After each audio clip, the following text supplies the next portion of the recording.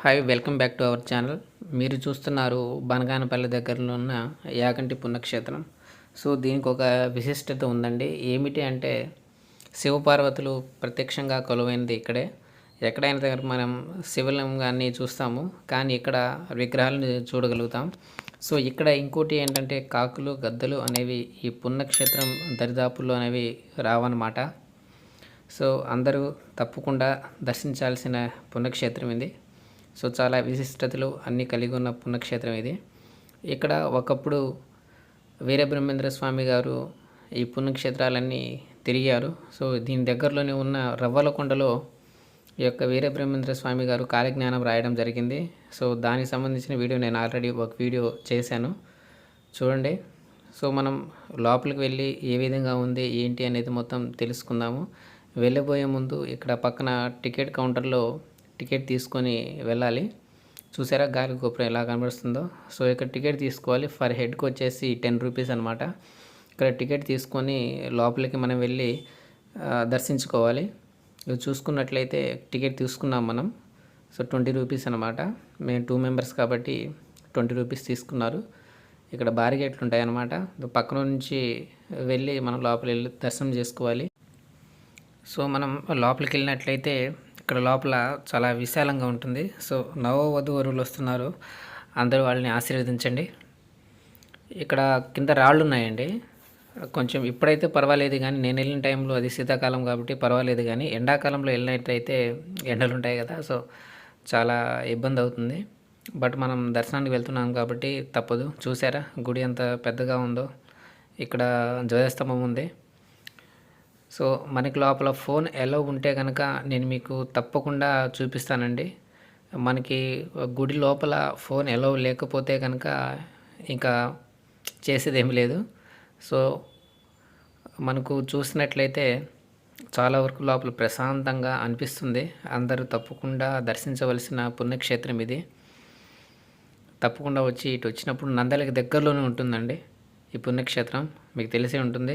Same ఇక్కడ ఏంటంటే లోపల చూసినట్లయితే ఒక కోనేరు ఉంటుంది. సో నేను లాస్ట్ వీడియోలో ఒక కోనేరు గురించి చెప్పాను. ఆ కోనేరుకి ఈ చిన్న కోనేరు నుంచి వాటర్ అయితే పాస్ అవుతూ ఉంటుంది. చూసారా ఎంత ఫ్రీగా, ఎంత న్యాచురల్గా ఉన్నాయో మనకి. చూడండి వాటర్ ఇలా న్యాచురల్గా కనిపిస్తున్నాయి, కింద ఉన్న రాళ్ళు కూడా కనిపిస్తున్నాయి. సో ఇదే విధంగా మనకి మహానందిలో కూడా కనబడటం జరుగుతుంది. ఈ విధంగా వాటర్ మన రూపాయి బిల్లు చూసారు లోపల ఎలా కనబడుతున్నాయో. ఇక్కడ నుంచి పైకి వెళ్తే ఇక్కడే మనకి పుష్ప సినిమా కూడా షూటింగ్ చేయడం జరిగింది, ఒక సీను. అది కూడా నేను మీకు చూపిస్తాను. అదేవిధంగా మనం పక్కన చూసుకున్నట్లయితే ఇక్కడ నుంచి ఇటు పక్కన చూస్తే ఈ యొక్క చిన్న చిన్న గుళ్ళు ఉన్నాయన్నమాట. ఆ పక్కన అక్కడ అంటే ఎవరైనా ప్రదర్శనలు చేసేవాళ్ళు కానీ లేకపోతే ఏదైనా కొబ్బరికాయ కొట్టే వాళ్ళు కానీ కొడుతున్నారు. చూసారు ఇక్కడ యాగంటి బసవన్న అని చెప్పేసి అంటూ ఉంటారు కదా. సో ఇదేనండి యాగంటి బసవన్న. అది ఇయర్కి ఒకసారి 1 ఇంచు పెరుగుతుంది అంటున్నారు. మరి అది కలికాలం వచ్చినప్పుడు రంకెలు వేస్తుంది అని చెప్పేసి అంటున్నారు. కాలజ్ఞానంలో బ్రహ్మం గారు రాశారు ఆ విధంగా అని చెప్పేసి అంటున్నారు. ఇదే యాగంటి బసవన్న. చూసారా ఎంత పెద్దగా ఉందో. సో మనం ఫ్రంట్ నుంచి వీడియో తీయడానికి లేదండి, ఏదైనా ఉంటే బ్యాక్ నుంచి తీసుకోమన్నారు. గుడి లోపల అయితే మనకి ఫోన్ అనేది అలౌ చేయలేదు. సో మనం గుడి లోపల నుంచి ధ్వజస్తంభం చూద్దాం. చూడండి ఎలా ఉందో, బాగుంది కదా. సో గుడి కూడా నేను మీకు తర్వాత పైనుంచి మొత్తం క్లియర్గా చూపిస్తాను. ఇదిగో ఇక్కడేనండి మనకి పుష్ప ఒక సీన్ తీసింది. వెంకటేశ్వర స్వామికి కిరీటం పెట్టిన సీను ఇక్కడే తీశారండి. ఇది మీకు మళ్ళీ చూపిస్తాను నేను.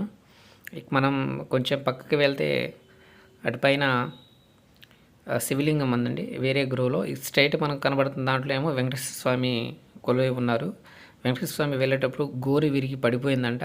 సో దాని విధంగా ఇక్కడ వెంకటేశ్వర స్వామి కొలువున్నారని చెప్పేసి ఇక్కడ భక్తులు, ఇక్కడ పూజారులు చెప్తా ఉన్నారు. సో నేను కూడా అయితే ఫస్ట్ టైం కదండి రావడం, అందుకే నేను కూడా కొంచెం తెలుసుకుంటూ ఉన్నాను. కొంచెం మనం ముందుకు వెళ్ళినట్లయితే ఇక్కడ ఆ కొండల్లో కొలువై ఉన్న శివలింగాన్ని శివుడిని మనం చూడొచ్చు. ఇక్కడ ఎక్కువ మంది శివభక్తులు అండ్ వెంకటేశ్వర స్వామి భక్తులు వస్తూ ఉంటారు. ఈ యొక్క మెట్లు ఎక్కేటప్పుడు చాలా జాగ్రత్తగా ఎక్కండి, ఎందుకంటే కొంచెం నిటారుగా ఉంటాయి ఈ మెట్లు. చూసి జాగ్రత్తగా ఎక్కాలి, లేదంటే కింద పడితే కనుక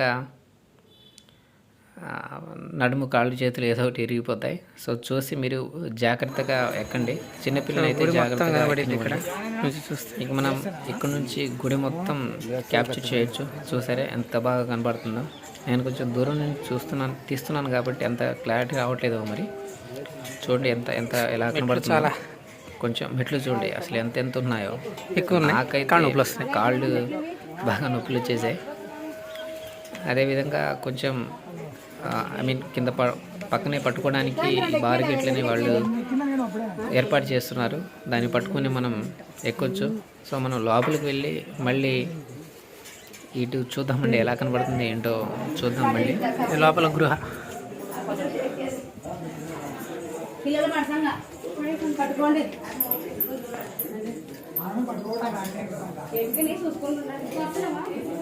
గృహ ఇది చూపిస్తాను.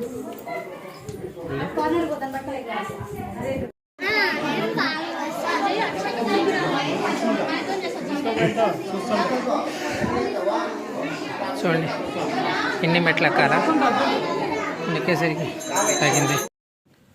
చూసారా ఎన్ని మెట్లు ఉన్నాయో. సో మనం ఈ మెట్లు మొత్తం పైకి ఎక్కాలి. సో కళ్ళు తిరుగుతూ ఉంటాయండి పైకి ఎక్కేటప్పుడు. అది పక్కనే వాళ్ళు మనం పట్టుకొని ఎక్కడానికి బారిగేట్లు అనేవి వాళ్ళు ఏర్పాటు చేస్తున్నారు. సో మనం అవి పట్టుకొని ఎక్కొచ్చు.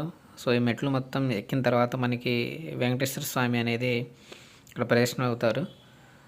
ఇక మీరు పుష్ప 2 సినిమాలు చూసినట్లయితే హీరోయిన్ రష్మిక గారు తన తలపై కిరీటాన్ని ఎత్తుకొని ఈ మెట్లు అనేది ఎక్కి వెంకటేశ్వర స్వామికి సమర్పించుకుంటారు. ఆ సీన్ అనేది ఇక్కడే తీశారండి. సో కాపీరైట్ వస్తుందని చెప్పేసి నేను ఆ సీన్ ఇక్కడ పెట్టలేకపోతున్నాను. అక్కడ మీకు ఒక బ్రిడ్జి కనబడుతుంది, చూపిస్తాను నాకండి. ఆ బ్రిడ్జి మీదుగానే రష్మిక గారు నడిచి వస్తారు.